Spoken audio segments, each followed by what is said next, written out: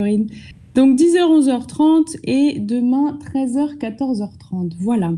Très bien, bonjour Célia, bonjour Noureddine. Alors, je vous explique ce qu'on fait. Donc, on a, bonjour Alexandre, on a encore donc, quelques notions pour finir le programme de terminale. Voilà, donc on va terminer le cours sur la vérité. Il ne restait pas grand-chose. À la fin du cours, Alexandre nous vous mettra le support écrit qui correspond à ce que je vous aurais dit. Et juste après, on démarrera le cours sur le vivant.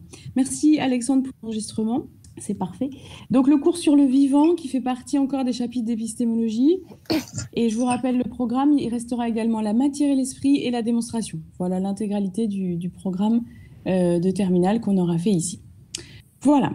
Alors, en effet, mettez bien vos micros sur mute, sinon on entend des échos et des sons bizarres. Donc, la dernière fois, c'était le 31 mars, il me semble, le dernier cours avant les vacances, mardi 31 mars. Il faut que vous vous mettiez sur mute parce qu'on entend des sons très aigus, c'est assez désagréable. Donc, le 31 mars, on avait parlé de la conception pragmatiste de la vérité avec William James, vous voulez, est vrai ce qui est avantageux pour notre pensée. Voilà ce qu'on avait dit. Donc, ça nous avait permis de faire pas mal de développement, notamment autour de Pierre Duhem et Henri Poincaré, avec l'idée que la science était là pour sauver les phénomènes. Voilà, donc je vous fais juste un petit résumé extrêmement rapide. Mehdi, vous avez cours de maths à 11h20. Dans ce cas, on démarrera le cours un petit peu avant, 9h50, mais je ne peux pas trop non plus parce que d'autres élèves suivent ce cours et ils ont des maths jusqu'à 10h. Donc, c'est un compromis qu'on a trouvé. Bon, si vous devez quitter le cours 5 minutes avant, on fera comme ça. Alors, on est d'accord, donc ça, c'était ce qu'on avait fait la dernière fois. Maintenant, on va passer à un 5e point par rapport donc, au cours qu'on avait fait. Donc, c'est l'équivalent du grand 5 sur le polycopier que vous aurez à la fin. Et donc, c'est dans la question du doute des sceptiques. Vous savez que les sceptiques, ils remettent en cause la vérité, finalement.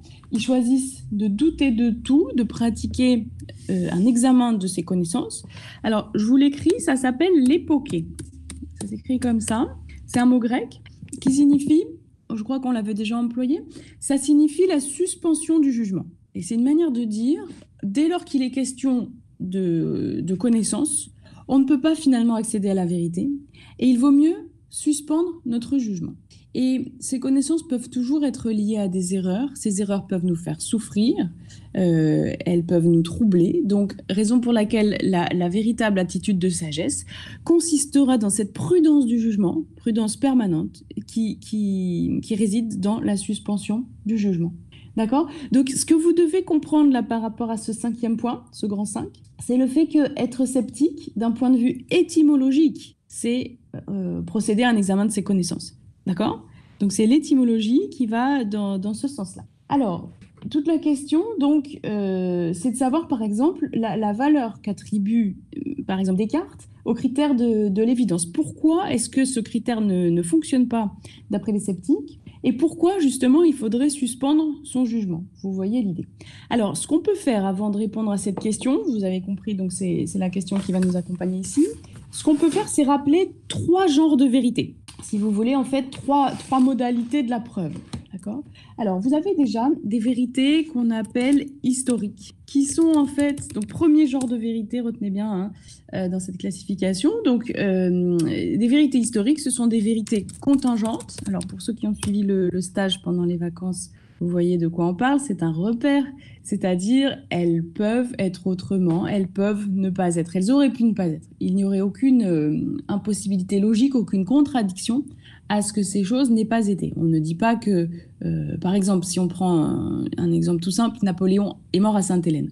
On n'est pas en train de dire, en disant que c'est contingent, on n'est pas en train de dire qu'il n'est pas mort à Sainte-Hélène. On aurait pu dire, on est en train de dire, pardon, qu'il aurait pu mourir ailleurs sans que ça génère une contradiction. Donc ce sont des vérités historiques qui sont concordantes, qui sont prouvées par des témoignages concordants. Vous pouvez préciser la modalité de la preuve ici, on en a parlé tout à l'heure. Et ça se distingue de vérités apodictiques.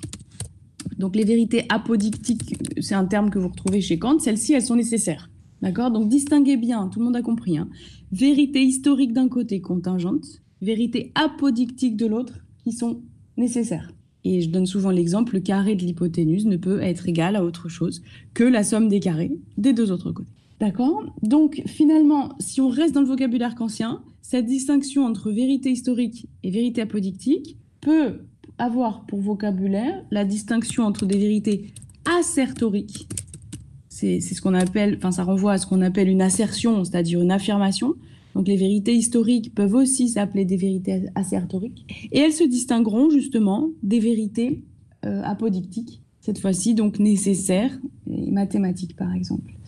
Alors, on distingue donc ces vérités historiques des vérités mathématiques, vous l'avez compris. Apodictique signifie également mathématique.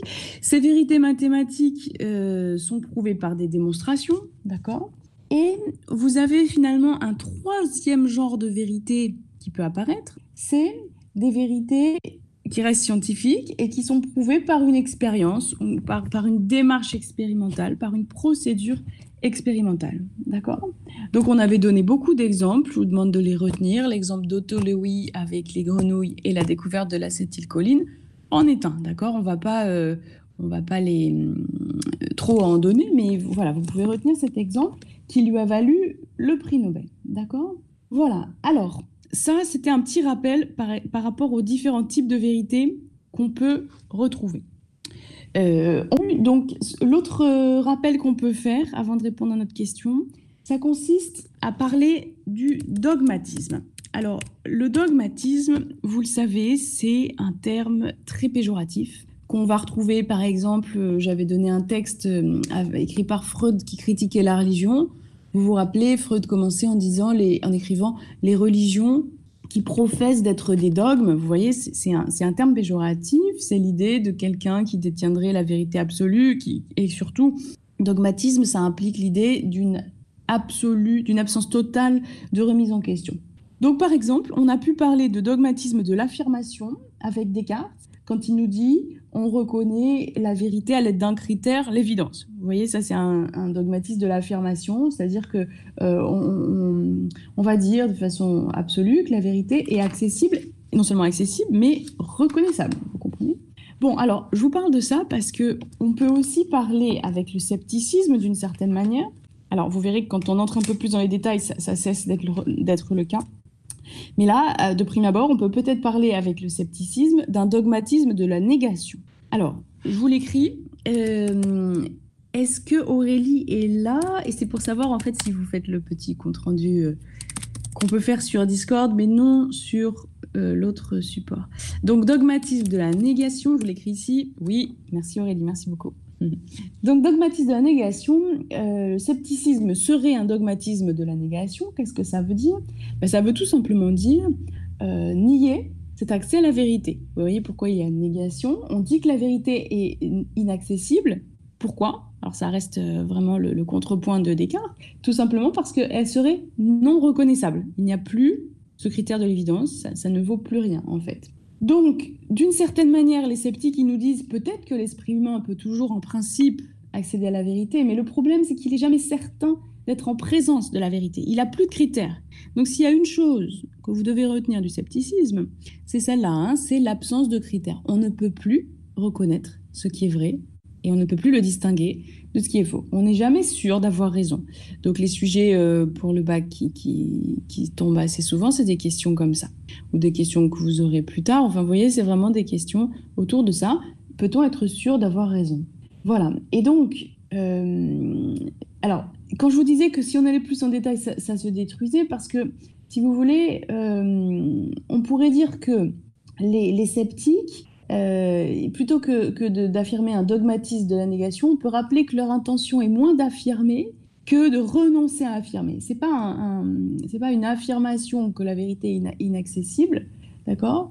C'est plutôt vraiment, il faut prendre littéralement cette suspension du jugement. C'est non pas dire quelque chose de négatif, mais ne pas dire que, d'accord? Et donc, finalement, c'est pas vraiment...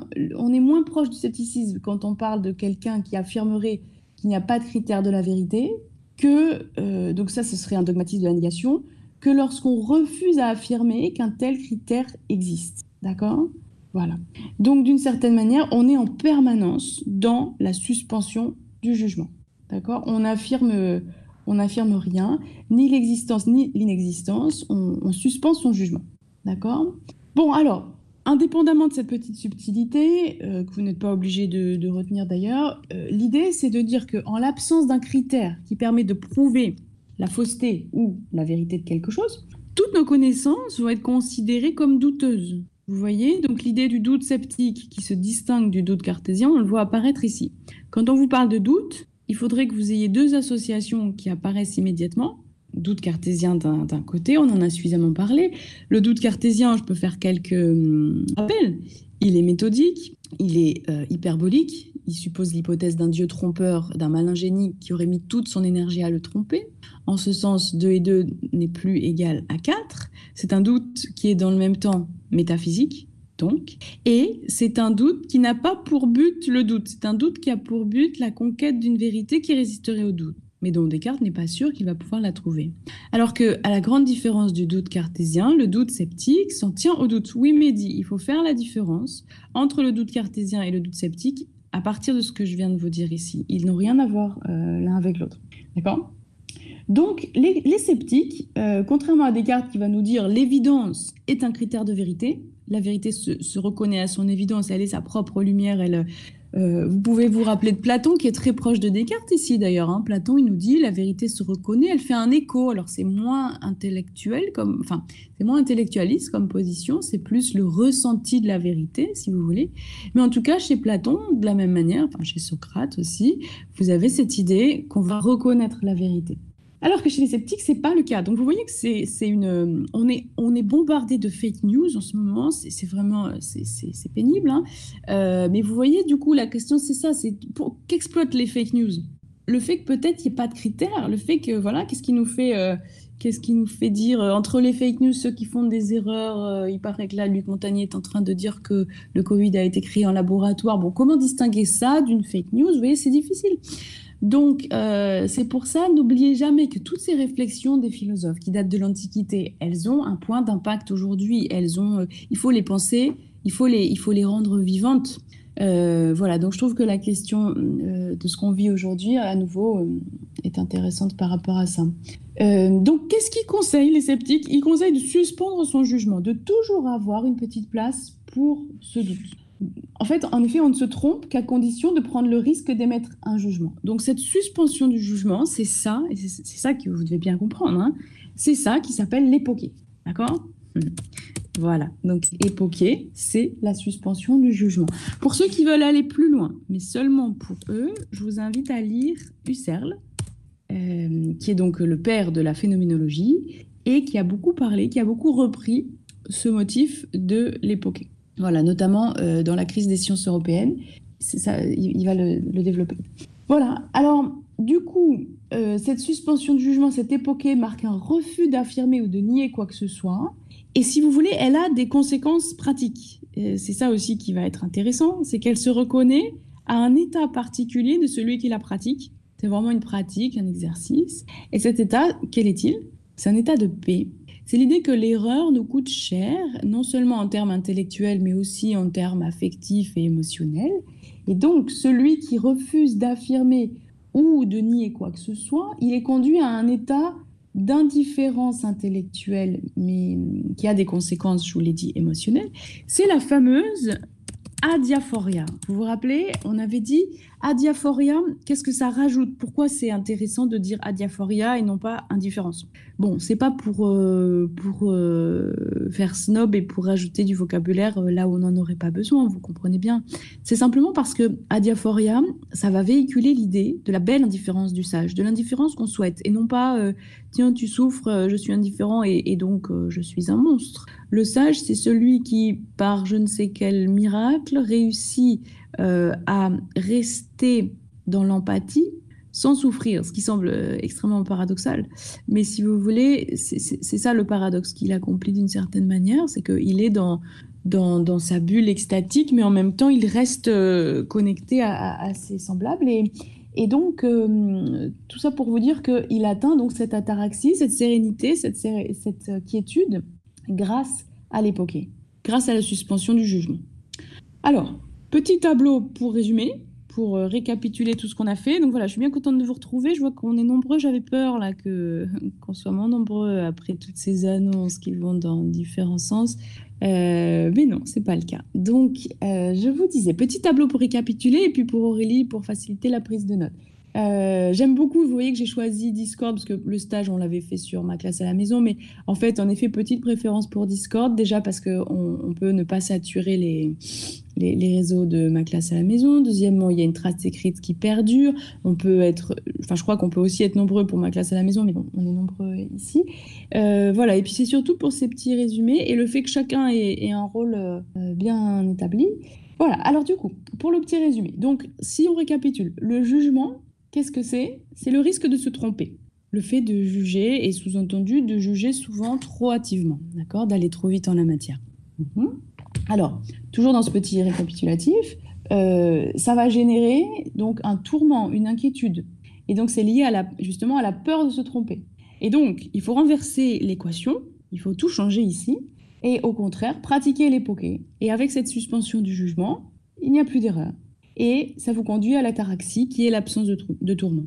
Alors, on peut faire une petite remarque en disant, c'est pas du tout un désintérêt pour la connaissance. C'est vous continuez de vous passionner pour la connaissance, mais parce que, rappelez-vous, les sceptiques nous disent bien, en principe, on peut toujours accéder à la vérité, mais l'idée, c'est d'être prudent et d'avoir toujours un certain degré de réserve en la matière.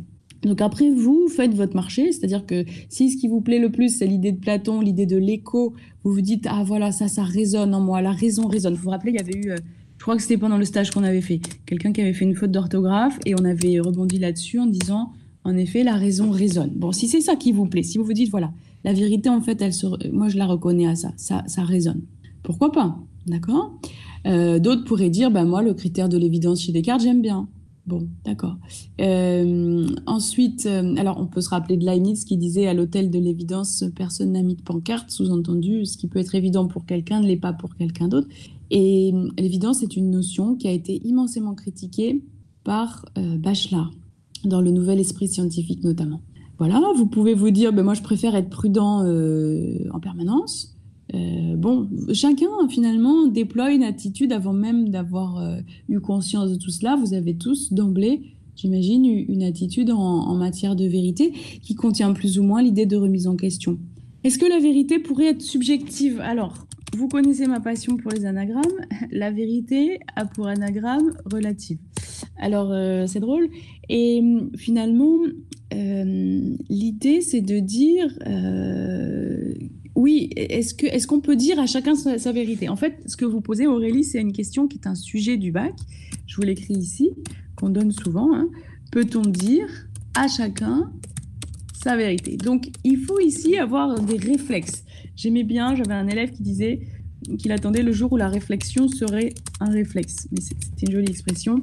Et en effet, il faut avoir des réflexes ici, dans le sens où vous voyez bien que dire à chacun sa vérité, c'est la rabattre sur l'opinion. Et d'une certaine manière, c'est la faire cesser d'exister. Donc le risque, il serait ici. Mais en même temps, refuser tout caractère, tout degré de subjectivité à la vérité, c'est la rendre froide déjà. Et cette fois-ci, c'est Kierkegaard qui expliquait qu'une vérité glacée, comme ceci, éloignée de lui, éloignée de sa subjectivité, ne pouvait pas l'intéresser. Voilà, c'est exactement ça, Ivar. Vous avez bien vu le problème posé en fait un petit peu par le scepticisme d'ailleurs. C'est-à-dire que si chacun a sa vérité, la vérité n'existe plus. Il semblerait quand même qu'il y ait au moins un critère nécessaire à la vérité qui soit Platon disait l'universalité, mais certainement, en fait, en effet, Platon, il disait l'universalité, le fait qu'elle soit immuable. Alors, la science est revenue sur cette idée d'immutabilité, puisque effectivement, la vérité change au cours du temps. Mais, en effet, on attend un certain degré, disons, d'universalité. Alors, merci Évrard, merci pour votre remarque. Et bonjour à tous. Alors, Tanguy, nos sensations de la vie sont pourtant toutes différentes. Or, on ne peut pas nier leur existence. Oui, donc je vous transmettrai ce texte, mais c'est pour ça que, alors là, vous faites enfin, on est dans une dimension de la philosophie qui consiste à accepter des paradoxes. Et d'ailleurs, je relisais Nietzsche. Vous savez que le programme de prépa, là, c'est donc l'introduction du dit savoir, l'avant-propos. C'est très court, ça fait juste 4-5 pages, et puis après le chapitre 4. Et Nietzsche, là-dedans, nous dit voilà, à quoi on reconnaît en fait un esprit philosophique, bah, c'est la puissance de tolérer la contradiction. Dans quelle mesure je suis capable de supporter la contradiction, jusqu'où je la porte, en fait. Et donc, je pense qu'il est important de se souvenir de ça. Vous voyez, on arrive à la fin de l'année, une fin de l'année un peu particulière. Et puis, finalement, vous vous rendez compte que voilà, la philosophie, c'est vraiment la discipline où on apprend à ne pas mettre les choses dans des cases. Et où on apprend toujours à repenser à nouveau frais, avec l'idée que la pensée est peut-être un chemin qui ne mène nulle part, mais que ce chemin, on ne l'arrête jamais. Alors, donc merci Tanguy, merci Evra. Raphaël, la vérité, c'est l'opinion qui, au cours du temps, triomphe des autres par ses arguments. Peut-être, on garde ça pour l'instant, si vous voulez. Ce que je vais vous faire, c'est que je vais vous transmettre le texte de Kierkegaard, donc comme ça vous verrez ce qui a pu être écrit de très beau là-dessus. Je vous retransmettrai le texte de Schopenhauer sur l'opinion qu'on a déjà travaillé. Et en gros, Raphaël, ce texte devrait vous plaire. Enfin, en tout cas, il abonde dans ce que vous dites, dans le sens où pour Schopenhauer, ce qu'on considère comme vérité, c'est simplement une opinion qui a eu beaucoup de monde autour d'elle et qui, par la force des choses, s'est imposée, qu'on n'a plus le courage de remettre en doute. Et puis, petit à petit, les gêneurs ont été laissés de côté, les empêcheurs de penser en rond ont été violemment écartés. Voilà, je vous retransmettrai le texte aussi. Alors, c'est justement une sensation personnelle qui n'est pas valable pour tous, donc qui n'est pas une vérité. Oui, on peut aussi répondre ça, en effet, en disant la sensation ne doit pas être comprise comme vérité, vous comprenez? Alors, je reçois des remarques là, non mais je peux pas m'empêcher de réagir, mais on est 30 alors que l'annulation du bac et tout, mais oui, mais c'est l'amour de la philosophie qui parle, et ça fait du bien. Là, j'aime beaucoup la gratuité, moi, donc je trouve qu'en effet, ça déploie beaucoup de sincérité, c'est agréable, hein. Alors, qu'est-ce que je voulais dire? Oui, ça dépend de... Enfin, c'est la question de la sensation. Je pensais à Hume qui disait, dès qu'il y a une sensation, il y a une idée. Et sous-entendu, bah, quelque chose qu'on peut considérer au moins comme vérité personnelle. Alors, la question, elle est aussi là. C'est quel est le statut de la sensation? Est-ce que avoir des sensations fait penser? D'accord? Par exemple, Nietzsche, pour revenir sur le programme de prépa. Et d'ailleurs, vous avez beaucoup de chance, je trouve, avec ce sujet, hein, la force de vivre, c'est vraiment agréable. Pour ceux qui veulent qu'on fasse des séances un peu autour de ça, on pourrait un petit peu, si vous voulez. C'est un auteur que je connais particulièrement bien. Et en fait, donc, lui, je sais pas, mais j'ai l'impression que tout se passe comme si toute sa vie avait dit cette phrase-là, hein, la vie de Nietzsche, c'est-à-dire dès qu'il y a une sensation, il y a une idée. Il passait son temps à dire que les pensées qu'on n'avait pas debout ne valaient rien. Il savait particulièrement bien choisir ses lieux pour écrire. Il avait choisi l'Italie du Nord, Gênes, Sils Maria, Ruta, enfin c'était des lieux mais magnifiques entre mer et montagne avec la juste dose d'ensoleillement. Donc vous voyez, il y avait cette idée pour avoir des idées, il faut pas être complètement enfermé chez soi, quoi. Il aurait peut-être pas très bien vécu le confinement. En tout cas, il savait choisir des endroits très agréables. Alors, donc reprenons. J'aime bien quand vous m'écrivez là, c'est très bien. Donc Raphaël, sélection naturelle de la vérité. Oui, alors attention, hein, parce que attention, il y a tellement d'erreurs qui circulent autour de cette idée de sélection naturelle qu'il faut bien employer l'expression. Mais si vous voulez, l'idée, on pourrait se dire, voilà, ça me fait penser à la phrase d'Hannah Arendt. Elle dit, bien des grands auteurs du passé ont survécu à des siècles d'oubli et d'abandon. Vous voyez, peut-être que ce serait ça, ce que vous appelez sélection naturelle, c'est-à-dire, ok, on oublie longtemps, mais ça va revenir. Et c'est pas grave si c'est oublié longtemps. Et Hannah Arendt continue en disant, c'est encore une question ouverte, vous la connaissez, je vous l'ai déjà donnée, hein, que de savoir si ces auteurs seraient capables de survivre à une version divertissante de ce qu'ils ont à dire. Le problème pour elle, il est là. Alors, donc, Tanguy, la question que vous posez, c'est du coup, vous êtes très platonicien dans l'esprit ici, c'est est-ce que l'universalité reste un critère qu'on doit garder? D'accord? Ok. Alors, vous voulez des séances autour de la force de vivre? Bah voilà, hein, on verra, pourquoi pas, une ou deux, c'est tout à fait possible. Ok. C'est l'attention, voilà, vous avez bien, merci Évrard, donc c'est bien ça qui a été fait, vous avez bien fait ressortir l'attention. Et rappelez-vous, toute l'aventure philosophique, c'est de se tenir dans les questions. J'aime beaucoup cette phrase de Rilke que j'ai passé l'année à vous citer, mais sachez vous tenir dans la question et quand bien même cette question durerait longtemps, acceptez que les réponses viennent très tardivement parfois et qu'elles ne viennent pas forcément de là où vous les attendez. Je pense que si si vous avez intégré ça, si vous l'avez mis en pratique, ce sera vraiment un grand enseignement. D'ailleurs, ça serait bien, on a parlé de séances pour la prépa, là, moi, avec plaisir, mais l'autre chose qu'on pourrait faire, c'est des séances où on récapitule ce qu'on a appris, vous voyez, mais pas forcément du côté de l'immense difficulté intellectuelle. On l'a fait, par exemple, au cours du stage, là, c'était très exigeant intellectuellement, la lecture de Bachelard, mais ça peut aussi être cette exigence, cette autre exigence qu'est la sagesse, c'est-à-dire qu'est l'application de quelque chose. Voilà, donc ça me plairait bien qu'on fasse ça. Alors, donc vous avez compris, là, on a repris enfin, la question du scepticisme et vous avez rajouté vos remarques. Merci beaucoup. Je vais revenir un peu plus. Le programme ici, avant de passer donc au point numéro 6, le programme, ça consiste à aller un peu plus dans le détail sur le scepticisme, en fait. Qu'est-ce que c'était vraiment, quelle figure il a eu et quels étaient les arguments profonds et concrets qui ont été apportés. D'accord? Alors, en fait, il y avait un sceptique très connu. Alors déjà, je commence finalement par un autre, mais il s'appelait Pyrrhon. Et je commence par lui parce que Pascal le cite souvent à tel point qu'il n'emploie pas le nom de scepticisme pour parler en fait du scepticisme, mais il emploie le nom de pyrrhonisme. Pardon, le I est parti. P-Y-2-R-H-O-N-I-S-M-E. D'accord? Donc, en référence à ce fameux sceptique grec qui s'appelait Pyrrhon.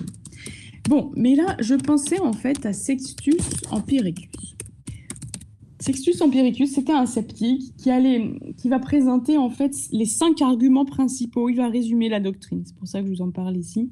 Donc tout ça fait partie de la culture philosophique, voilà, enfin nécessaire à tout élève de terminale qui se respecte.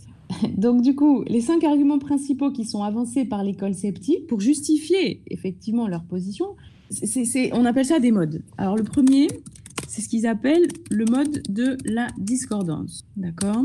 Alors, je vous l'écris, mais ça ne sert à rien parce qu'on a Aurélie qui est attelée à cette tâche. Donc le mode de la discordance, qu'est-ce que c'est en fait? C'est un argument tout à fait, qu'on peut facilement accepter, qui consiste à dire il y a un désaccord indépassable qu'on ne peut que constater entre différentes thèses philosophiques. On en parlait tout à l'heure, quand Évrard a résumé en disant voilà là où est le problème, c'est un désaccord un petit peu indépassable. Vous voyez? Donc, si je prends un autre exemple que notre débat de tout à l'heure, vous prenez l'idée de Platon qui consiste à dire que l'âme est immatérielle, et Épicure, au contraire, qui nous dira l'âme est matérielle. Mais comment le prouver, en fait? Et puis, ça renvoie aussi à un autre débat sur l'immortalité de l'âme. Enfin, bon, donc, l'idée, c'est de dire il y aura toujours un désaccord indépassable. Ils appellent ça le mode de la discordance. Raison pour laquelle vous devez toujours un petit peu vous retirer, ne jamais trop vous impliquer affectivement dans telle ou telle thèse et avoir un certain recul qui est celui de la suspension du jugement. D'accord? Voilà. Donc, par rapport à l'exemple ici de ce mode de la discordance à partir de l'opposition entre Platon et Épicure, l'âme est immatérielle pour Platon, l'âme est matérielle pour Épicure, on peut en plus rajouter qu'on a affaire à des objets qui sont un objet ici qui est un objet métaphysique, c'est-à-dire un objet qui échappe à l'observation physique. Et effectivement, vous voyez bien que l'âme ici se situe au-delà de toute expérience possible. Vous avez d'autres objets métaphysiques, vous avez la liberté, vous avez Dieu, d'accord? Et donc, c'est aussi pour ça que ce désaccord sera indépassable. Peut-être que vous pouvez faire une objection ici qui consisterait à dire il y a des sujets en particulier qui se rattachent à ce mode de la discordance. Mais pour d'autres sujets, on peut atteindre un consensus. Donc, vous voyez, le débat, ce serait celui-là. C'est est-ce que ce mode de la discordance s'applique à tout ou est-ce qu'il dépend de l'objet? D'accord? Donc ça peut être important. Je pense à un autre petit exercice qu'on peut mettre en place et qui vous servira pour la suite, puisque bon, là, on a l'objectif du bac qui s'est un petit peu terni, on va dire. Mais en gros, qui n'est pas du tout absent, mais disons qu'on peut rajouter comme exercice le fait d'apprendre vraiment à structurer sa pensée à l'oral. Et donc, j'ai pas pu le faire, j'avais cet objectif pour le stage, mais on n'a pas eu le temps. Les concours d'éloquence, les plaidoiries, savoir. Donc, faire ça de façon un peu ludique et intégrer des objections. Enfin, il y a des techniques autour de ça. Donc, vous pouvez regarder, d'ailleurs, c'est accessible sur Internet, les premiers prix des concours d'éloquence. Et du coup, en général, c'est toujours la même chose, hein. C'est une idée, un exemple, les choix des exemples. Enfin voilà, tout ça, ça vous apprend à structurer votre pensée. Et je propose qu'à la fin de certains cours, on prenne un petit peu de temps autour de ça. Alors revenons au deuxième mode, c'est-à-dire au deuxième argument utilisé par l'école sceptique pour justifier le scepticisme, c'est ce qu'ils appellent le mode de la relation. Et c'est exactement ce qui était au cœur de votre débat tout à l'heure. Donc, d'après ce mode, les sensations, elles varient selon les individus. Et donc, quand je vous dis c'est exactement ça, c'est vraiment le cas, hein. C'est exactement ça. C'est-à-dire que l'eau qui paraît tiède à quelqu'un paraîtra froide à un autre. Les sensations sont relatives. Elles dépendent des individus qui les éprouvent. Et donc, à partir de là, étant donné que toute vérité, finalement, ça a donné du poids plutôt à ce que soulignait Tanguy, en tout cas l'argument des sceptiques, toute vérité, finalement, elle aussi, reste quelque chose de l'ordre d'une relation. L'exemple de la sensation est un bon exemple pour caractériser la vérité qui reste relative, du coup, au sens de relation. Et à partir de là, eh bien, on a déjà quelque chose qui est biaisé. Oui, la douleur, par exemple. Ben, vous savez bien, on avait vu, ça aussi, c'est passionnant, les grands méditants, ils n'ont pas du tout la même réaction face à la douleur, ils ne l'appréhendent pas. Voilà, et le médecin ne remet jamais en cause la douleur du patient, il la prend comme vérité acquise. Oui. Et puis, qu'est-ce que ça veut dire des échelles de douleur de 1 à 10? Vous voyez, quand on va aux urgences, on vous demande de dire, voilà, dites-nous de 1 à 10 comment vous souffrez. Bon, vous voyez bien que c'est une volonté de rendre mathématique quelque chose qui n'est pas vraiment, hein, ça convainc... Enfin, vous voyez ce que je veux dire. Bon, tout à fait. Donc, c'est quelque chose de relatif à l'individu. Et donc, c'est un bon exemple pour parler de ce mode de la relation. Très bien. Donc, vous voyez, deuxième argument, ils avaient un esprit très ordonné, les sceptiques. Alors, vous avez un troisième mode, c'est le mode de la régression à l'infini. On le reverra en particulier quand on fera cours sur la démonstration. Alors, si vous voulez, l'idée ici qu'avait Sextus Empiricus, l'idée qu'avaient les sceptiques en général, ça consistait à dire que tout argument qui sert à démontrer quelque chose doit être démontré à son tour. Vous vous rappelez, ça a une raison précise, tout ça, c'est parce que les sceptiques rejettent le critère de l'évidence. Pour eux, ça n'existe pas. Donc, il faut toujours redémontrer. Si vous voulez un exemple, je peux anticiper sur le cours sur la démonstration. C'est ce fameux postulat des parallèles. J'en ai déjà parlé, hein, mais vous vous rappelez, les profs, on les appelait auparavant des répétiteurs et je crois au pouvoir de la répétition. Alors, postulat des parallèles, 5e postulat, 29e proposition qu'on trouve dans les éléments de géométrie d'Euclide. Par un point donné extérieur à une droite donnée, on ne peut tracer qu'une droite parallèle à cette droite donnée. Bon, et vous voyez, Euclide, en gros, il vous dit, mais c'est évident, je ne vais pas le démontrer, je te demande de l'admettre. Mais il y a eu des lecteurs plus royalistes que le roi, calife à la place du calife, plus euclidiens qu'Euclide, qui ont voulu démontrer ça, vous voyez.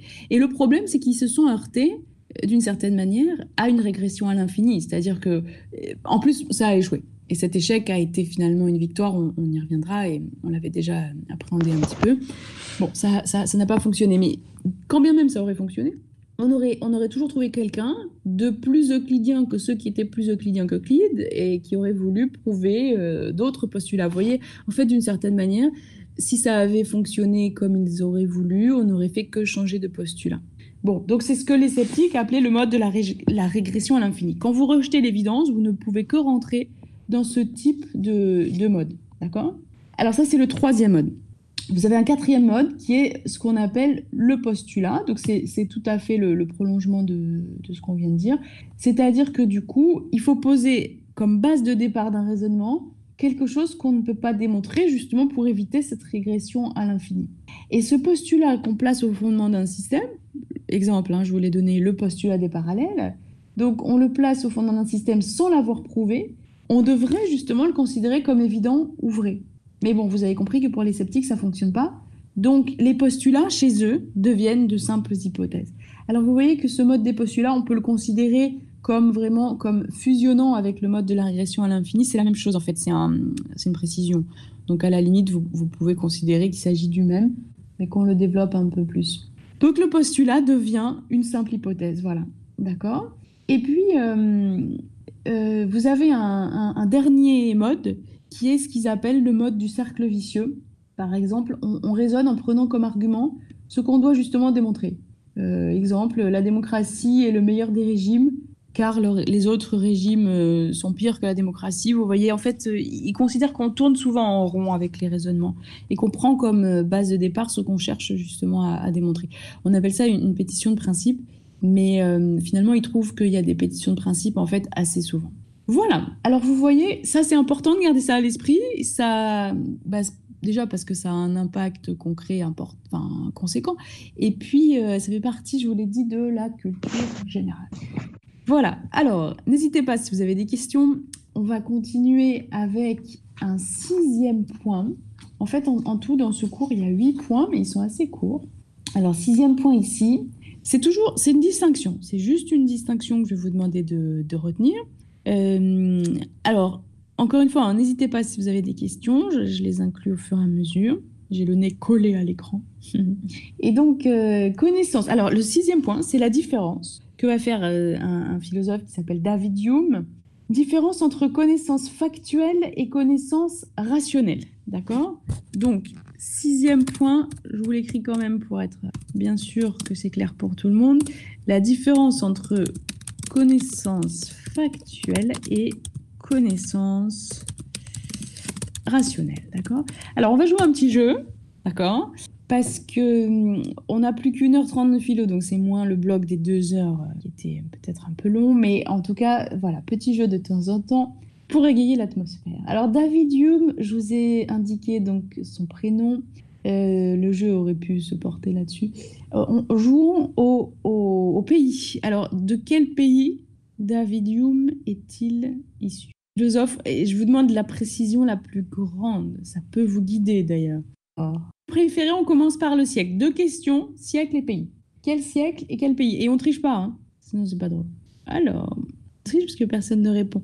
Évrard, britannique. Oui, alors quand je vous ai dit, vous pouvez être encore plus précis.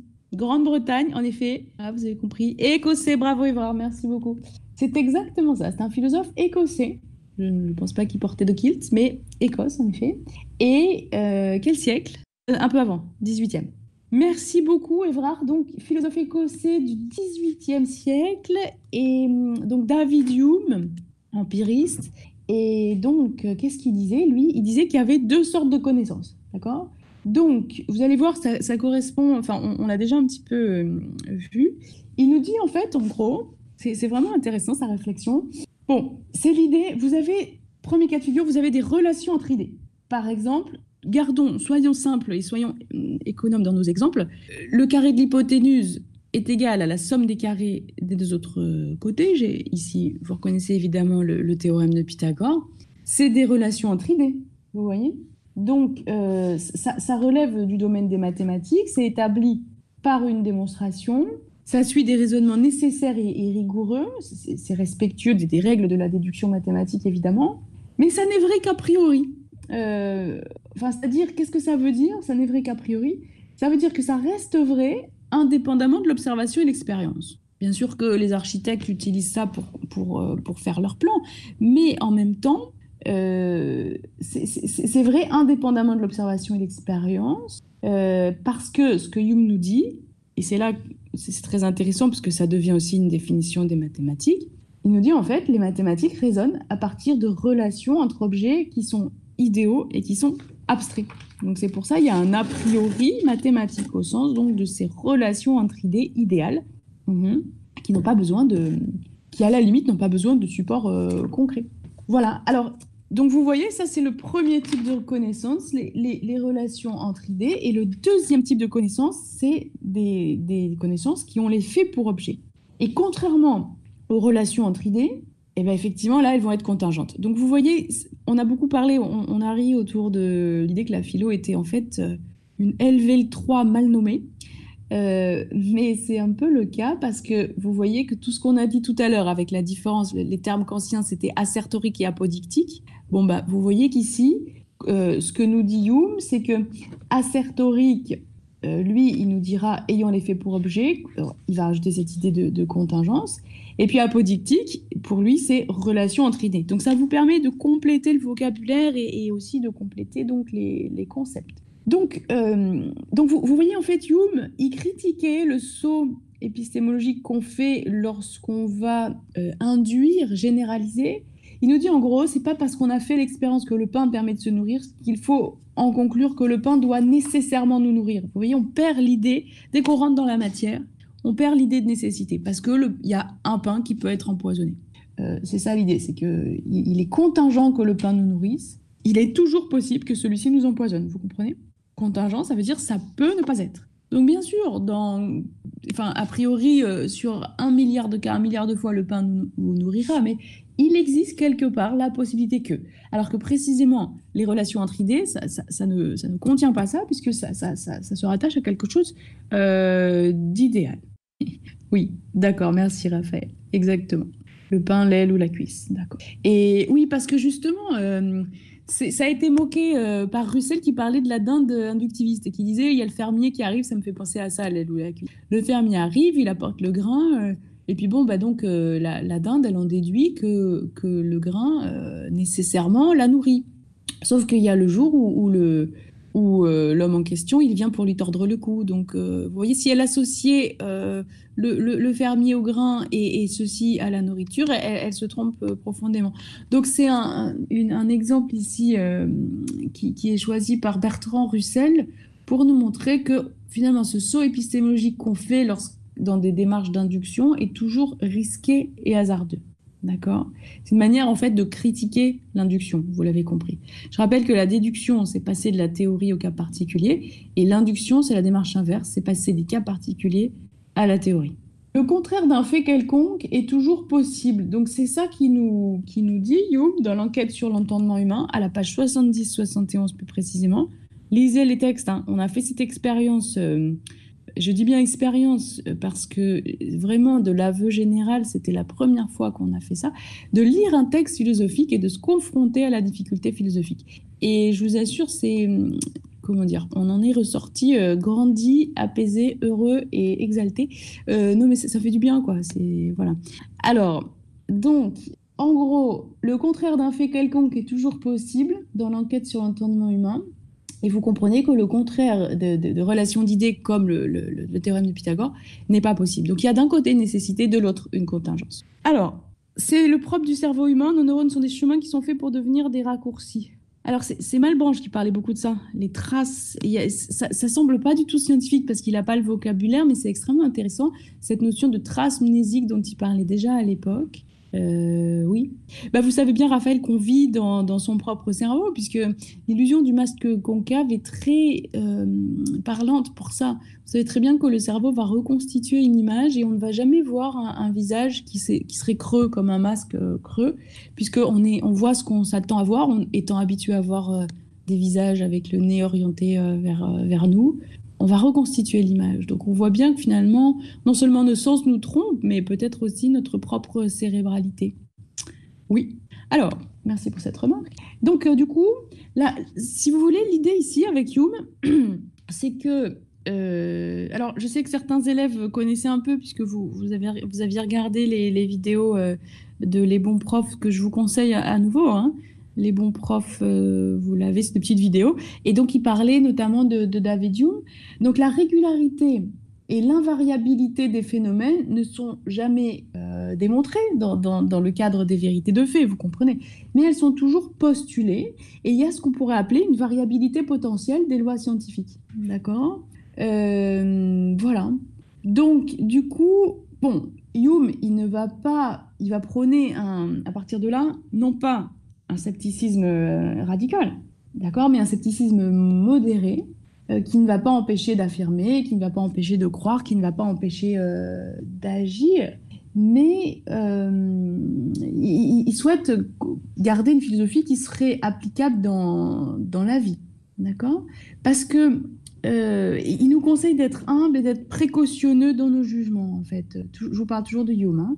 Et précautionneux dans nos décisions pour se prémunir des fausses certitudes, pour se prémunir de l'arrogance des dogmatiques. Finalement, l'idée, c'est que c'est très vite fatigant, quelqu'un de dogmatique, quelqu'un qui saurait toujours tout sur tout.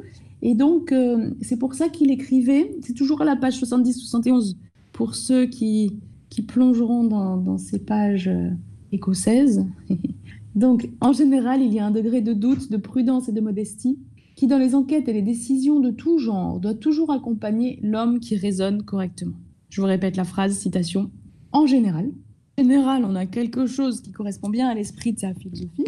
En général, il y a un degré de doute, de prudence et de modestie, et les décisions de tout genre doivent toujours accompagner l'homme qui raisonne correctement. Qui peut dire toujours, puisqu'il a dit en général. Petite question, alors on revient au jeu philosophique, mais J-E-U, d'accord? Vous savez que dans vos copies, vous devez utiliser le jeu philosophique J-E. On n'écrit jamais jeu en parlant finalement de soi, mais c'est toujours l'homme universel, l'homme de Vitruve. Vous connaissez cette magnifique représentation de l'homme universel par Léonard de Vinci, avec le nombre d'or à l'arrière-plan. Bon, moi, je vous parlais d'un petit jeu philosophique J-E-U, qui était en fait une traduction, donc toujours dans le cadre de la LV3 Philo. Comment vous dites la prudence en grec, puisqu'on a beaucoup fait d'étymologie? L'homme prudent, c'est Aristote qui parlera de ça. L'homme prudent, la prudence, comment ça se dit? Vous pouvez aller jusqu'à me l'écrire avec l'alphabet grec, mais bon, c'est un peu difficile là, en termes techniques, ne serait-ce qu'en termes techniques. Alors, la prudence, ça commence par la même lettre, un P. P-H, prudent, c'est le phronimos, et la prudence, c'est la phronésis. D'accord? Alors, qu'est-ce que ça nous ajoute ici, le grec? Ça nous ajoute quelque chose, c'est toujours pareil, c'est pas pour frimer qu'on fait ça, c'est que ça nous ajoute l'idée que ça va vraiment être une vertu capitale. Voilà, le mot phronésis, phronimos, en fait, phronimos, ça veut dire le sage. Et c'est l'idée que le sage, c'est avant tout un homme prudent, un homme ou une femme, évidemment, un peu à l'écart, qui se tient un peu à l'écart du monde, qui voit le monde comme s'il était au cinéma, quoi, et qui, du coup, ne se prend rien de plein fouet. Il y a une sorte de retrait, de retraite. Alors, je vous l'écris, donc le phronimos, c'est l'homme prudent, d'accord? Et la phronésis, c'est la prudence. Je vous propose qu'on fasse, pour finir, pour les derniers cours, on fera aussi un quiz, c'est qu'on s'amusera. Finalement, ce qui nous reste au programme, c'est les séances de prépa, qu'est-ce qu'on avait dit d'autre encore? Donc, le quiz comme ça, et puis voilà, les concours d'éloquence. Donc, vous prenez ce qui vous intéresse le plus, on verra ce qu'on a le temps de faire aussi.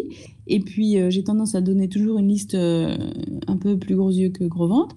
Mais voilà, on choisira parmi tout ça. Donc, l'idée, ce sera de réviser plein de choses pour que je puisse vous poser ces questions et que je me retrouve avec des réponses. Donc, je répète, phronimos, c'est l'homme prudent et la phronésis, c'est la prudence. Et le grec ajoute l'idée de vertu suprême, de vertu cardinale. Voilà. Alors, du coup, je vous répète une dernière fois la citation.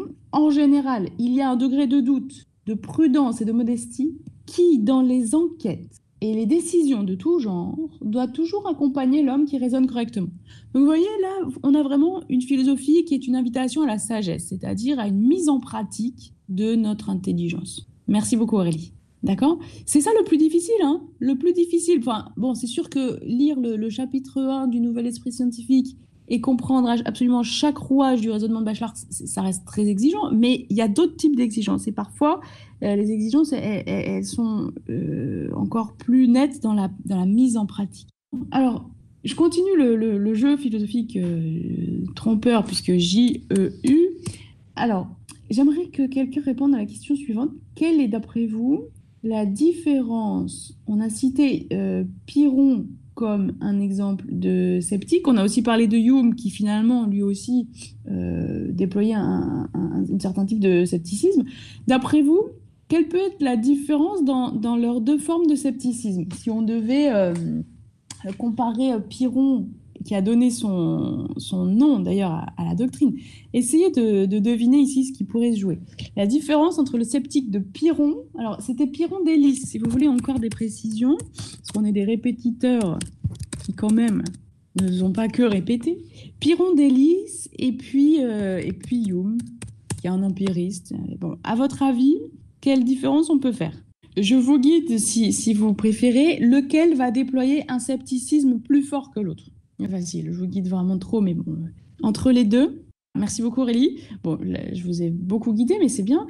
Alors, Pyrrhon d'Hélice, lui, il déploie une forme extrême, d'où le fait que on le rattache, enfin, il a donné son nom à la doctrine, d'accord? Pyrrhon d'Hélice va déployer une forme extrême du scepticisme à tel point que Hume considérait qu'on ne pouvait même pas agir dans le cadre de cette philosophie, quoi. On ne pouvait même pas croire que notre pied allait pouvoir se mettre devant notre autre pied, qu'on pouvait marcher. Donc, ce que nous dit Hume, c'est que pour pouvoir agir, il faut quand même on peut pas douter de tout. D'accord? Il y a quand même certaines choses qu'on doit considérer comme vraies. Voilà, et donc Hume, vous l'avez compris, va déployer un scepticisme tout à fait modéré. D'accord? Très bien. Alors, j'ai terminé mon point numéro 6. On va passer au point numéro 7, qui est une petite... c'est pareil, c'est très court, une petite révision. Je vous laisse quelques instants si vous avez des choses à noter. Voilà. Alors, apparemment non. Donc, point numéro 7, l'idée...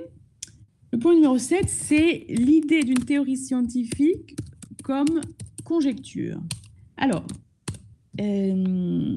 déjà, il faudrait définir ce que signifie conjecture. Donc, il y a un ouvrage qui va nous retenir notre attention ici, en particulier, c'est l'ouvrage de Karl Popper. Alors, on continue le jeu philosophique. Qui est Karl Popper, s'il vous plaît? Je vous laisse une toute petite minute pour me répondre. Alors, je veux le pays et puis une petite phrase qui le décrive. Alors, presque, Lucie, il était en fait, je me rappelle là, de la remarque qu'on avait eue, il était de Vienne, donc bon, c'est pas loin, autrichien donc, et du coup, je me rappelle de la remarque d'Idriss en début d'année. Et donc, voilà, ils étaient, c'est un épistémologue viennois, Karl Popper. Alors, Mehdi, on vous lit. Qu'allez-vous nous écrire, Mehdi? Non? Alors, épistémologue viennois, voilà. Et donc, il a écrit un ouvrage qui s'appelle Conjecture et réfutation. On peut faire une petite blague ici en disant, j'avais une blague en tête, c'est conjoncture et réputation. Non, mais ça, c'est un ouvrage qui n'existe pas, hein. Conjoncture et réputation, c'est juste pour bien distinguer justement conjecture et conjoncture. La conjoncture, qu'est-ce que c'est? Mot, hein, c'est pour que vous compreniez que c'est peut-être lié à des questions autour de la réputation cette fois-ci et non pas du tout de la réfutation. La conjoncture, ça veut dire... Conjoncture, c'est la situation actuelle, en général la situation économique. Et puis, donc vous voyez, d'où l'idée de réputation des politiques qui feraient attention à cette situation économique dans le cadre de leur réputation. Et donc, il faut bien distinguer conjoncture et conjecture, parce qu'en fait, qu'est-ce que c'est une conjecture? La fameuse LV3 philo, vous m'avez beaucoup fait rire avec ça. Une conjecture, c'est une opinion, oui, c'est... Alors, essayons d'être encore plus précis, c'est bien, Lucie, c'est ça, ça reste ça, mais on peut dire, c'est le terme encore plus proche, si vous voulez, ça serait l'hypothèse. Hein, conjecture et réfutation, ça veut dire hypothèse qui serait justement réfutée. Donc, je vous invite à lire les textes à nouveau. Donc, Karl Popper, je ne sais pas s'il est accessible sur Internet. Allez voir, beaucoup de choses sont accessibles. Donc, ça, c'est une chance inouïe. On n'a pas besoin d'aller acheter les livres en librairie. On peut les trouver. Donc, conjecture et réfutation. Voilà, alors, donc vous avez compris que Popper, c'est quelqu'un qui s'est intéressé à la science, qui a voué sa vie à ça, et à la politique aussi d'ailleurs, mais bon, dans ce livre, Conjecture et réfutation à la science, et donc il nous dit, en gros, si on suit le titre, il nous dit, la science, qu'est-ce que c'est? C'est une démarche hypothético-déductive, on fait des hypothèses, des conjectures, et finalement, ces hypothèses prennent le risque d'être réfutées. Et donc, la question, l'idée, c'est de dire que cette falsifiabilité, parce que la réfutation, la capacité à être réfutée, Popper va l'appeler la falsifiabilité. Il en fait un critère de scientificité d'une théorie. D'accord? Donc ça, il faut bien que vous le compreniez et bien que vous le notiez. C'est l'objet là de ce point numéro 7. Il est question de souligner que, c'est notre avant-dernier point, il est question de souligner donc que la falsifiabilité est un critère de scientificité d'une théorie. Donc en gros, si vous voulez, pour Popper, le marxisme, la psychanalyse, l'astrologie, ce ne sont pas des sciences parce que rien ne va pouvoir, d'une certaine manière, falsifier ce qui est avancé, quoi. On trouvera toujours quelque chose. Si vous prenez les prédictions de Nostradamus, qu'on analyse et qu'on commente très souvent, eh bien, on trouvera toujours quelque chose qui se rattachera à ce qui a été dit selon l'interprétation qu'on lui donnera. Pareil pour la psychanalyse, si vous êtes contre, en fait, vous êtes pour, parce que ça montre que vous faites preuve de résistance, qui représente un concept clé de la psychanalyse. Bon, donc en gros, c'est des doctrines dont on ne peut pas sortir, qui sont des dogmes pour Popper. Et au contraire, une science n'est pas dogmatique. Une science, c'est une hypothèse qui prend le risque d'être invalidée, d'être réfutée ou d'être testée par une expérience adaptée. On en a déjà parlé parce qu'on avait pris l'expérience la loi de la chute des corps. Et on avait dit, Aristote, lorsqu'il nous dit un corps tombe d'autant plus vite qu'il est plus lourd, il prend finalement un certain risque, il produit un énoncé suffisamment précis pour permettre un dispositif expérimental qui puisse invalider, réfuter, tester la théorie qu'il propose. Et c'est effectivement, je vous le rappelle, ça ce sont simplement des rappels, je deviens à nouveau la répétitrice, le répétiteur. En fait, la procédure qui va invalider le dispositif expérimental qui va réfuter la théorie d'Aristote, c'est Galilée au sommet de la tour de Pise, qui prend des boules de plomb de poids très différents et qui se rend compte qu'ils arrivent à peu près en même temps au sol. Donc il se rend compte que Aristote n'avait pas pris en compte la différence, la résistance de l'air. Et donc la chute des corps a bel et bien, pour anagramme, hors du spectacle. Hors du spectacle, voilà, c'est-à-dire qu'elle n'est pas accessible d'emblée. Elle est cachée d'une certaine manière. Il est question à nouveau d'Aletheia. Donc la question de Popper, en fait, qu'est-ce que c'est ? C'est une théorie scientifique, peut-elle être vérifiée ? Et toutes les théories se valent-elles ? Donc vous voyez, on y a répondu. On a répondu en disant toutes les théories ne se valent pas. La science, cette remarque, la science va quand même progresser par conjecture et par réfutation. Et donc la falsifiabilité, je vous l'ai dit, ça devient un critère pour distinguer science et pseudo-science. Voilà, en fait, si vous voulez, tout l'objectif de Karl Popper, si vous devez retenir une chose, si dans le quiz qu'on fera, si je vous pose la question, voilà, qu'est-ce que Karl Popper a cherché au cours de son œuvre ? Il a cherché à distinguer science et pseudo-science. Il a cherché la ligne de démarcation entre les deux. Et qu'est-ce qui fait que l'astrologie n'a pas eu le même succès que l'astronomie, par exemple ? Vous voyez, science et pseudo-science. Donc, c'est ça son idée. Et donc, il y a des théories non scientifiques, d'accord, qui font des prédictions toujours vagues, qui sont systématiquement vérifiées. C'est ça, une théorie non scientifique. Donc, une théorie scientifique, je le répète, elle est scientifique parce qu'elle prend le risque d'être infirmée par un test expérimental, par une observation instrumentale. Ce sont des choses comme ça. Et reprenons l'exemple d'Otto Loewi avec ses grenouilles. Il a une idée qui n'est pas encore une théorie. Il a juste une hypothèse, il va la tester. Et en fait, il ne sait pas si ça va marcher ou pas. Il a juste eu l'idée au cours d'un rêve, je vous le rappelle, de prendre ces fameuses 2 grenouilles. Voilà, donc citation, je vous donne une citation. Une théorie qui n'est falsifiable par aucun événement qui se puisse concevoir est dépourvue de caractère scientifique. On puisse imaginer quelque chose qui va mettre en péril la théorie, et tant qu'elle n'est pas mise en péril, elle est vraie. Donc ça inverse complètement notre rapport à la vérité. La vérité cesse d'être absolue, elle est ancrée dans un contexte, elle a une temporalité, et elle est vraie tant qu'on n'a pas prouvé qu'elle était fausse, en fait. Donc c'est la notion de vérité négative, finalement. La science devient, on l'avait dit, la science devient une manière de corriger des erreurs. Donc il faut prendre des risques. Alors qu'est-ce que ça veut dire ? Revenons au plancher des vaches et aux choses concrètes. Bon, c'est une expression, mais en gros ça veut juste dire que quand on est scientifique, il faut prendre certains risques. Voilà. Faut accepter certains risques et du coup les risques, qu'est-ce que c'est ?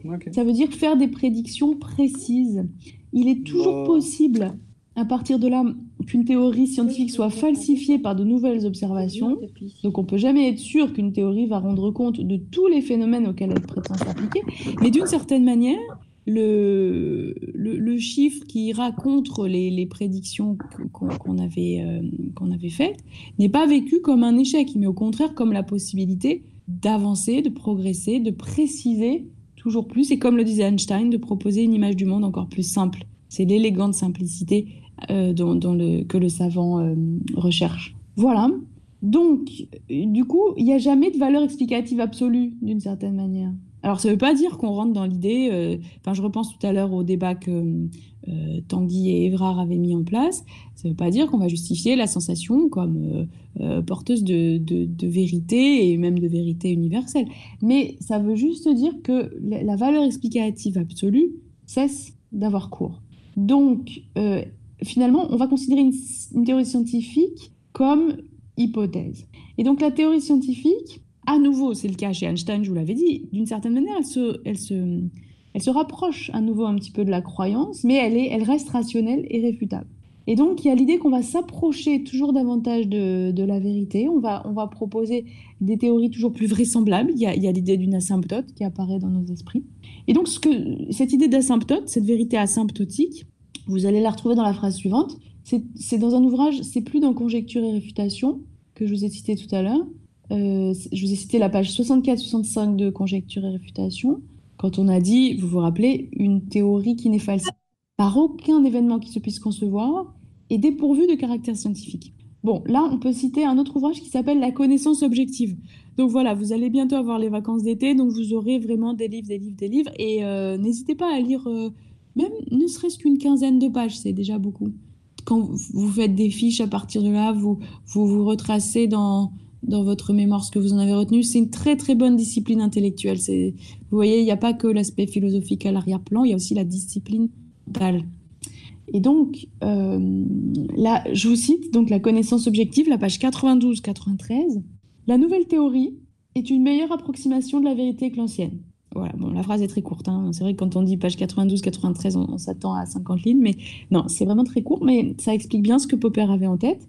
La nouvelle théorie est une meilleure approximation de la vérité que l'ancienne, mais ça reste une approximation. Donc je me souviens qu'avec Noureddin, la dernière fois, on avait parlé de Niels Bohr et du plum pudding. Enfin, c'était Noureddin qui avait précisé en parlant de Niels Bohr. Eh bien, vous voyez que là, on avait une approximation, mais plus tard, on va avoir une meilleure approximation, et de jour en jour, une meilleure approximation. Alors, je ne sais pas si certains d'entre vous ont lu les aventures de Monsieur Tompkins au Pays des Merveilles, The Adventures of Mr. Tompkins in Wonderland. Je ne sais pas non plus s'il est accessible sur Internet, mais je pense que oui. Et du coup, ça aussi, c'est une lecture géniale. Voilà. Vous faites de l'anglais, de la philo et de la physique en même temps.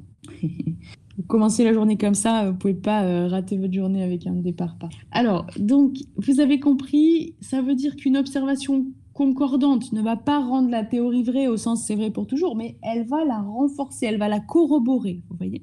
Bon, alors c'est ça l'idée. Donc, il y a toujours. Pourquoi est-ce qu'on parlait de prudence avant? Vous voyez, il y a une cohérence dans l'organisation des parties. C'est-à-dire que tout se passe comme si Karl Popper avait aussi intégré ce degré de prudence dont on a parlé, qui nous invite à remplacer l'idée de théorie scientifique par l'idée d'hypothèse, par exemple. Voilà. La science en elle-même nous invite à cette prudence, puisqu'on voit bien, cette fois-ci, c'est l'ouvrage de Thomas Kuhn auquel je vous renvoie, La structure des révolutions scientifiques. Et il nous montre bien, Thomas Kuhn, ça s'écrit comme ça, il nous montre bien que la science évolue par crise et que les crises ne sont pas finies. Enfin voilà, donc du coup, rien que ça nous invite à de la prudence, à ne jamais tout prendre pour argent comptant, comme on dit, à toujours avoir cette nécessaire part de réserve. Très bien, alors on en vient au dernier point qui consiste en fait en une sorte de conclusion, puisque ça fait un peu écho aussi au stage qu'on avait fait la dernière fois.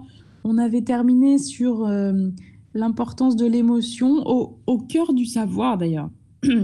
Et donc l'invitation, c'était, elle consistait en fait à ne pas faire de distinction, enfin à ne pas distinguer deux sphères, une sphère émotionnelle et une sphère intellectuelle de l'autre. C'est exactement ce que va faire Pascal. Pascal, il nous parle, c'est le point numéro 8 dans ce cours, c'est la conclusion en fait, hein, point numéro 8. Donc la conclusion du cours, ça consiste à parler des vérités du cœur. Et il nous dit, en fait, il va s'intéresser, enfin, vous connaissez la phrase très célèbre, hein, le cœur a ses raisons que la raison ignore. Très belle phrase. Et c'est une manière de reconnaître une intelligence au-delà de l'intelligence, en fait. C'est une manière, d'ailleurs, j'ai plus de voix, pardon, mais c'est une manière, en fait, de... Déjà, on le comprend toujours sur des terrains amoureux, alors que Pascal a voulu parler de sa relation à Dieu, ici. Quand il dit le cœur a ses raisons que la raison ignore, il montrait que il parlait d'un Dieu sensible au cœur, il parlait d'une révélation de l'existence de Dieu, il parlait d'un état de grâce qui n'était pas susceptible d'être appréhendé par l'intelligence. Donc c'est intéressant pour un mathématicien de génie, un géomètre, c'est intéressant de voir qu'on a en effet d'autres voies euh, que les mathématiques. Enfin, voilà. Bon, alors il parlait des vérités du cœur, et donc toute la question c'est quels sont les caractères principaux de ces vérités? Elles sont contraires à la raison? À quelle sorte de connaissances elles correspondent? Quelles sont leurs caractéristiques? Alors, on va commencer avec cette question. Quelles sont leurs caractéristiques? Déjà, elles sont étrangères à la raison. Ça ne veut pas dire qu'elles sont contraires à la raison. Ça veut dire le cœur et la raison ont chacun leur ordre propre. C'est le sentiment pour l'un, la preuve pour l'autre. Hein, le cœur a ses raisons que la raison ignore, c'est ça. Et il y a deux excès à partir de là pour Pascal. Le premier, c'est d'exclure la raison, et le deuxième, c'est de n'admettre que la raison. Vous comprenez? Voilà. Donc, il faut comprendre aussi que ces vérités du cœur, elles sont originelles. Elles sont vraiment en première, elles sont extrêmement profondes et elles relèvent de la connaissance des premiers principes. Par exemple, elles peuvent être donc à la source de raisonnement mathématique, puisque c'est par exemple les trois dimensions de l'espace, l'infinité des nombres. Tout ça, pour lui, ce sont des vérités du cœur qui fondent l'ordre des vérités rationnelles. D'accord? Donc quand on dit... Enfin, Pascal nous dira aussi, hein, il est aussi absurde de demander au cœur son assentiment en ce qui concerne des vérités rationnelles que de demander à la raison une vérification en matière des vérités du cœur. Certes, chacun a son registre particulier, mais ça ne signifie pas que ce sont des registres absolument coupés l'un de l'autre. Hein. Des vérités du cœur peuvent servir de fondement à des vérités mathématiques. On le voit ici. Je vous rappelle, les vérités du cœur peuvent avoir pour objet les trois dimensions de l'espace, l'infinité des nombres, etc. Temps aussi, hein. Vous connaissez la phrase de Saint-Augustin, lorsque personne me le demande, je le sais, je sais ce qu'est le temps, mais lorsqu'on me demande et qu'on me presse de l'expliquer, je ne le sais plus. Voilà, donc du coup, je vais vous donner une citation que Pascal va écrire dans les Pensées, c'est le fragment 282. Il écrit « Nous connaissons la vérité non seulement par la raison, mais encore par le cœur. C'est de cette dernière sorte que nous connaissons les premiers principes. » Je répète, vous savez que les citations, je vous les répète au moins 2 ou 3 fois. Nous connaissons la vérité non seulement par la raison, mais encore par le cœur. C'est de cette dernière sorte que nous connaissons les premiers principes. D'accord? Donc les premiers principes, qu'est-ce que c'est? Ce sont effectivement les axiomes, et axiomes à partir desquels on déduit les théorèmes. D'accord? Donc reprenez axiome, postulat, pour l'instant on ne distingue pas, mais le postulat des parallèles, d'une certaine manière, si Euclide nous a expliqué qu'il n'allait pas le démontrer, c'est peut-être non seulement parce que c'est pas faisable, mais si ça se trouve, il n'a même pas testé, c'est simplement parce que ça se rattache précisément à ces vérités du cœur, à quelque chose qui est de l'ordre d'un premier principe. Je vous répète une troisième fois, fidèle à nos habitudes. Nous connaissons la vérité non seulement par la raison, mais encore par le cœur. C'est de cette dernière sorte que nous connaissons les premiers principes. Donc qu'est-ce qu'on voit ici? Merci Aurélie. Qu'est-ce qu'on voit ici? On voit que ces vérités du cœur, elles sont connues immédiatement. Il n'y a pas de médiation. Elles sont connues sans preuve, elles sont connues par évidence. Donc Pascal ne va pas rejeter l'idée de l'évidence, mais contrairement à Descartes, on avait déjà fait cette distinction. Hein. Ça peut faire partie des petites questions pour le quiz qu'on garde à la fin. Là, je me rappelle de ce qu'Adèle avait organisé en cours, mais c'était un goûter philosophique. Mais là, on fera simplement une sorte de petit quiz. Et vous voyez que, par exemple, si je vous dis, voilà, quelle est la différence entre l'évidence chez Descartes et l'évidence chez Pascal, ben pour l'un, elle est intellectuelle, pour l'autre, elle est sensible.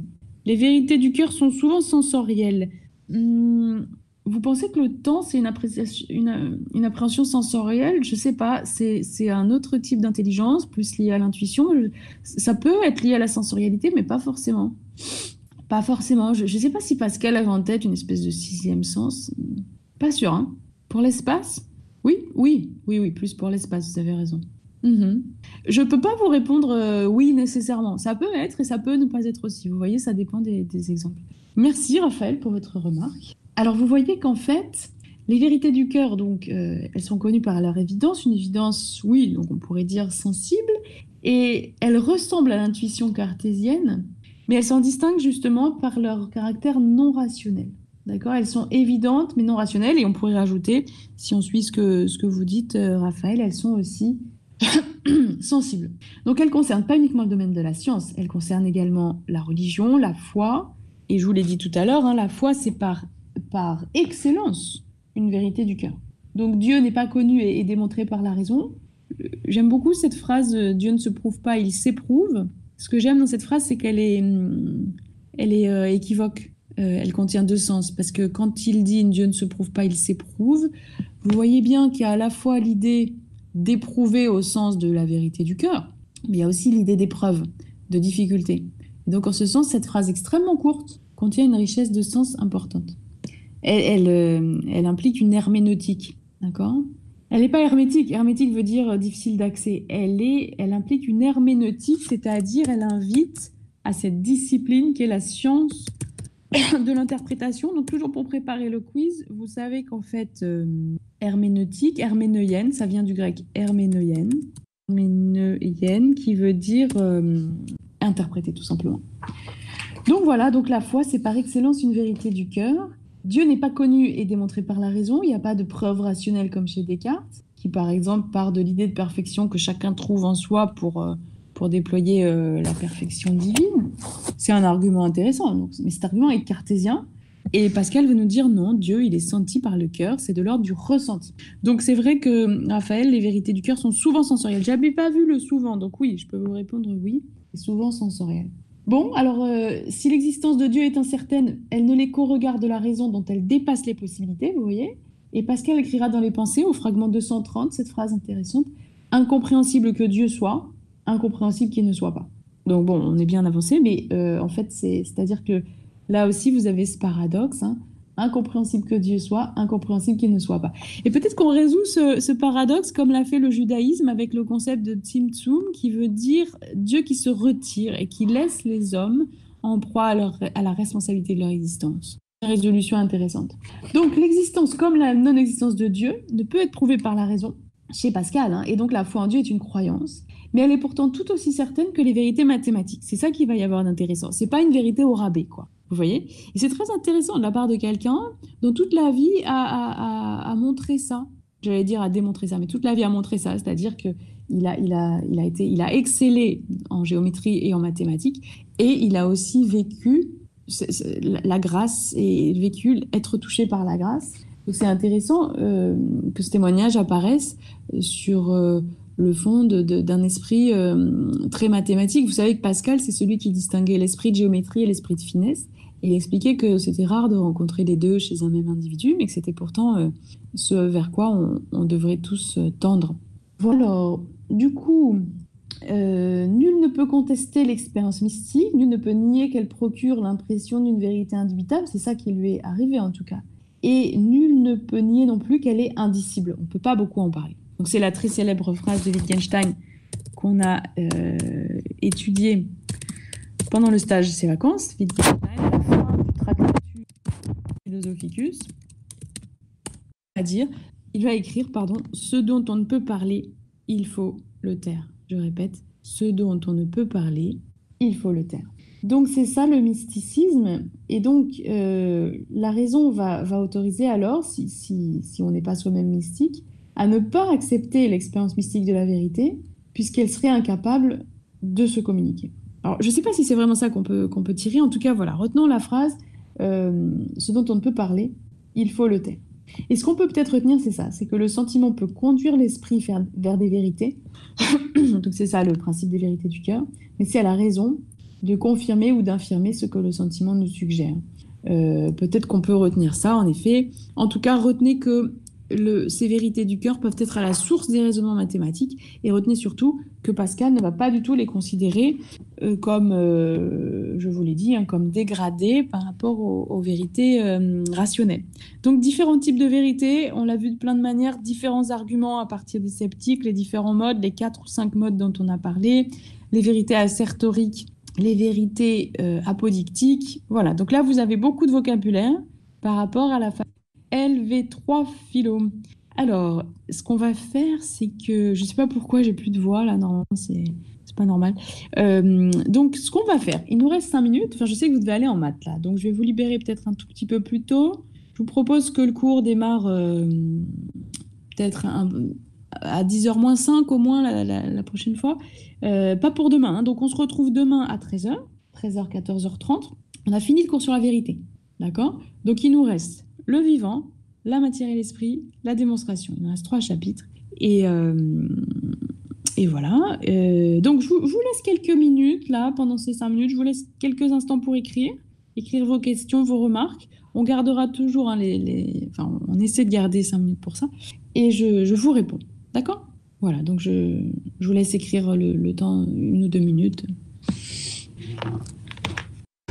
Raphaël, si on suppose que la vérité de Descartes est la brique de toutes les autres vérités, alors celles-ci sont toutes rationnelles. Oui, bah voilà, chez Descartes, vous l'avez compris, hein, il y a une évidence rationnelle. Enfin, tout est penser, c'est savoir qu'on pense. Il y a c'est pour ça d'ailleurs qu'on a parlé d'esprit cartésien. Ça renvoie à ce haut degré de rationalité, cette importance donnée à la rationalité. Si on dit qu'il ne s'agit pas de la brique de toute vérité, alors elle est fausse en elle-même, car elle se considère comme première vérité. Si on dit qu'il ne s'agit pas de la brique de la vérité, alors oui, bah c'est-à-dire que là, vous retombez sur le scepticisme et les modes dont on avait parlé, en effet. Remarque. Vous n'entendez pas ma réponse? Tout le monde m'entend? Raphaël, le cours est enregistré grâce à Alexandre, donc dans ce cas, si vous n'avez pas entendu la réponse, vous pourrez la réentendre après, hein. Voilà. Bah, écoutez, vous la réécouterez, mais j'étais en train de vous dire, enfin je ne vais pas répéter, voilà, vous l'écouterez. Mais oui, tout à fait. Je vous renvoyais à nouveau au sceptique, et en effet, je vous disais que c'était juste ce que vous disiez. Alors, donc, je vous laisse aller à votre cours de maths. On finit donc quelques minutes avant pour permettre ça. Demain, on se retrouve à 13h, 14h30, et on fait le cours sur le vivant, d'accord? Voilà, donc écoutez, bon après-midi, j'espère que vous allez bien. Et je vous remercie aussi, et je vous dis à demain, 13h. Voilà, merci d'avoir été... merci pour votre sérieux et merci pour ces interactions. À demain, au revoir. Merci beaucoup.